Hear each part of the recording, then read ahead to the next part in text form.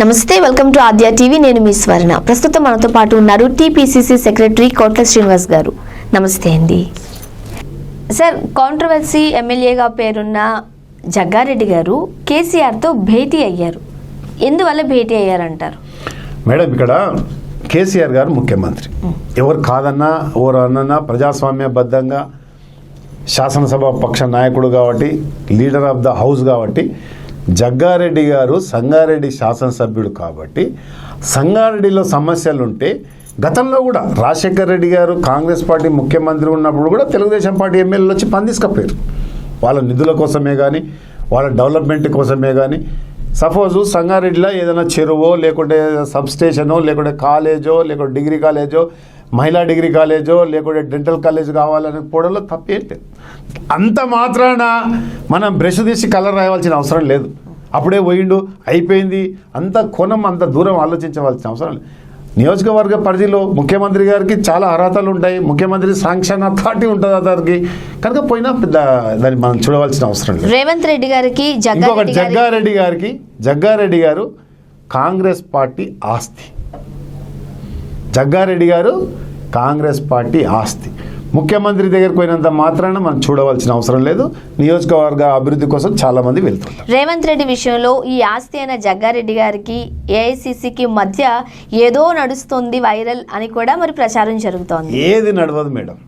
మీరు గతంలో చూసారు, సిఎల్పి ఆఫీస్లో రేవంత్ రెడ్డి గారు మన జగ్గారెడ్డి గారు కలిసినప్పుడు మాది తోటికోడళ్ళ పంచాయతీ అనుకున్నారు. ఇద్దరు భుజం మీద చేసి తోటికోడళ్ళ పంచాయతీ అనుకుంటాము, పొద్దున అనుకుంటాము, సాయంత్రం ఒకటై మనం శత్రువులం కాదు, మనకు శత్రువుడు ఇంకోడు ఉన్నాడు, వానికి కంటే పైన ఇంకోడు ఉన్నాడు, వీళ్ళని కొట్టాలి.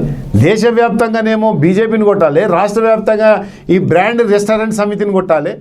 ఈ దాంట్లో ప్రధానమైన అంశం కానీ మనం కొట్లాడుకోవడం అనేది ఏమీ లేదు. ఢిల్లీలో అంతకంటే ఏం లేదు.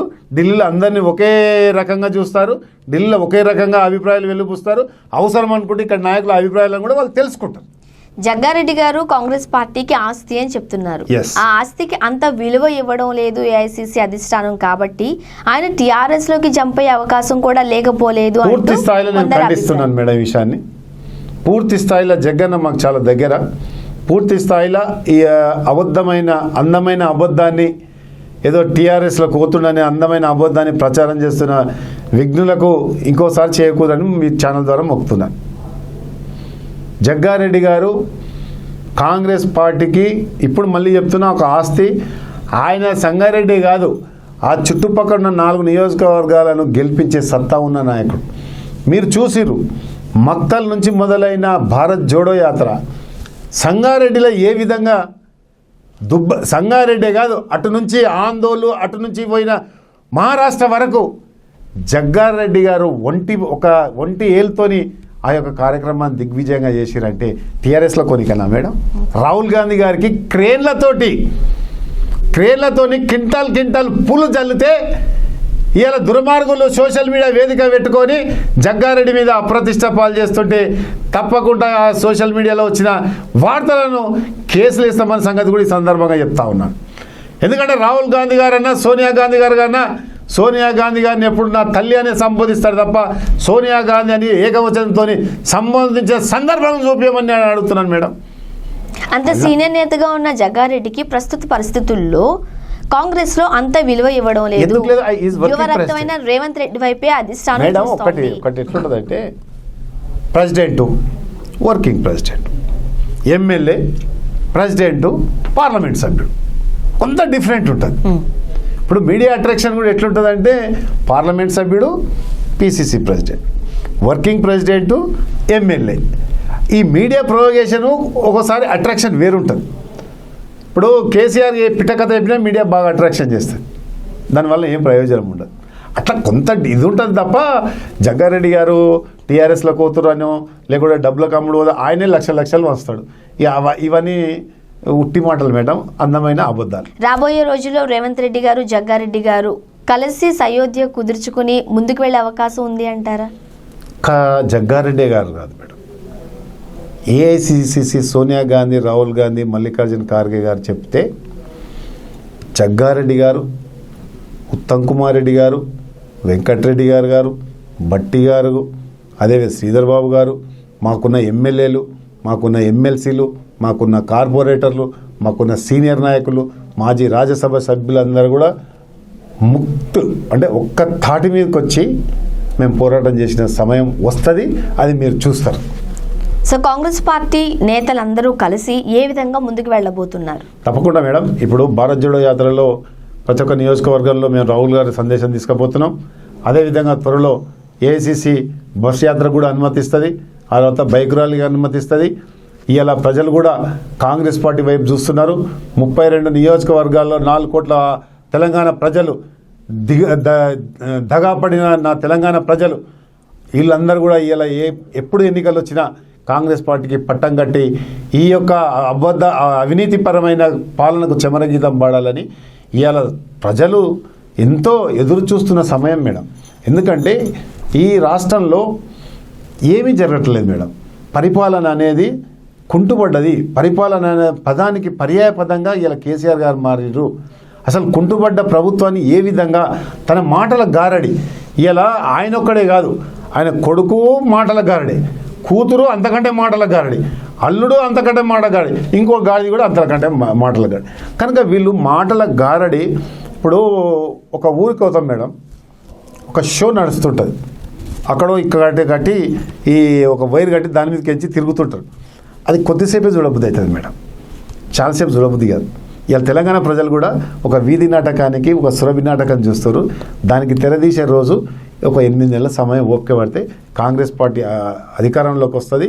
రైతన్న రాజ్యం, సోనియమ్మ రాజ్యంలో ప్రజలు సుఖశాంతులతో ఉండి ఇంతకంటే మంచి పరిపాలన కాంగ్రెస్ పార్టీ అందిస్తుంది. గతంలో అందించినాము, ఇప్పుడు కూడా అందిస్తానంలో ఎలాంటి అతిశక్తి లేదని సందర్భంగా మీ ఛానల్ ద్వారా చెప్తాను. తెలంగాణ ప్రజలకు కేసీఆర్ గవర్నమెంట్ అంటే కాస్త ఇబ్బందికరంగానే ఉండుండొచ్చు, బట్ అదే స్థాయిలో ప్రభుత్వాన్ని ఏర్పాటు చేసే సత్తా ఏ పార్టీకి ఉంది అనేది తెలంగాణ ప్రజల అభిప్రాయం కాదంటారా?